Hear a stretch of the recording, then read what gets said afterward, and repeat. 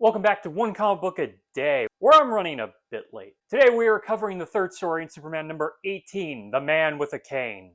Is it wrong that I love that title? It is unfortunately not going to make the hat trick for great stories of Superman number 18. Remember, I really liked the first two stories. No, this story just utterly falls apart and really didn't have anything to go with from the beginning, so I don't know what I mean by it fell apart. It's pretty much a mess, doesn't really know what it wants to be, and all the sums of its parts do not add up to one whole story. Perry is going on vacation and names Lois the editor-in-chief, which she happily takes, though he made her the Lovelorn editor as a punishment to begin with, so why he would choose Lois above everybody else, other than she's a damn good reporter he never allows to actually do any reporting most of the time because he's put her on the Lovelorn. We haven't actually heard about Lois being on the Lovelorn column for a while. We also find out that the Lovelorn column is written by a Miss Hinkle. This is, of course, a non-doubloon for whoever's writing the column because multiple people will go through it and there's some consistency through that. There's a history of this with many different columns, like Dear Abby, where someone just takes over after the original person. So possibly there was a Miss Hinkle to begin with. Lois, as her first act, decides to have a little fun by naming Clark the Lovelorn editor. And you know what? Fair, that is fun. But we don't get much of that either. Clark is stuck writing the Lovelorn column and looks through the letters where he finds a letter from a woman who is being threatened after her fiancé went missing. He had made promise of asking her to marry him, but then disappeared the next day. While looking for him, a man with a cane threatened her. So far, this doesn't sound like a threat for Superman. Batman would probably deal with this, but we're not in Gotham right now. Don't bring up Batman! While he goes to talk to her, it turns out, there is a man threatening her at that moment, working for the man with the cane. As Superman, he tosses around this guy as he tries to shoot at him. You know the drill, it's not going to do anything to him.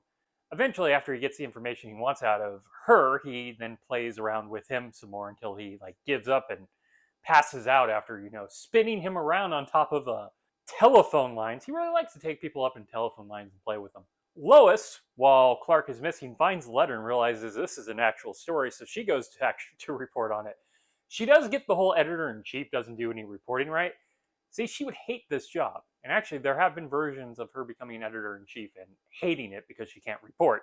She goes there and is immediately captured. Her and the woman are immediately captured by two guys working for the man with the cane. She does convince them that her secretary knows exactly where she is, so they make her call her secretary to undo that so they can kidnap her. How dumb are they? Instead, she calls Clark and tries to hint to him where she was. Clark is also, usually pretty stupid, so he doesn't pick up on it right away, but he does eventually. He ends up having to stay as Clark to be captured with them, where they're taken to a hospital, weird enough, where there is a guy in a coma. Now, you would think that was kind of random, except the fact that I brought it up, it is important. Though they don't pick that up because they don't know they're in a Superman story right now. Her fiancé is there, and they lock everybody up in their own separate rooms. Uh-oh, you've left Clark alone. That gives him enough time to become Superman. Bright blue costume, red cape's gonna screw up your plans when you leave him alone. So none of the man with the cane's threats can really do anything now that Superman is unleashed, and none of his special, swords or darts that shoot out of the cane are going to do anything to him. He's just going to toss around this man with the cane. Eventually, he, for some reason, returns to Clark. It's really nonsensical. And the man with the cane tries to threaten Clark, but then some hijinks ensue with Clark being clumsy and defeating him. The man with the cane is unmasked. Yeah, he was wearing a fake face. Why? We don't really know who he is. Just turned out to be the guy from the first making the threats. Also, he ends up being the dude who's in the coma. Why didn't he just be the guy the whole time? What was the point of the coma? Oh, if you're wondering why the fiancé was taken, he was doing something for the war effort that the Axis wanted. It's tangentially a World War II comic, and basically anybody who's going to be kidnapped right now is probably going to turn out to be doing something for the war effort that the Axis want to stop. But it kind of reminds me of the baby story, except it has none of the fun that Superman taking care of a baby, even though that was a small part of that story. It at least had. But yeah, that was, just a bunch of things happening. Not really tied to anything. Superman could have just ended this pretty quickly. And none of it's particularly any engaging, and there is no actual threat throughout the comic. You fail to make a threat for Superman. No one's in that much danger if he's just standing around waiting for it. Okay, so that is it from Superman number 18, The Man with the Cane. If you enjoyed this video, please like and subscribe, hit the bell icon to get notifications when a new video goes up. I do this Monday through Friday, but Fridays is Bat Friday, where I cover a Batman story in either Detective Comics or Batman. And until next time, let us ponder the question, whatever did happen to the Man of Tomorrow?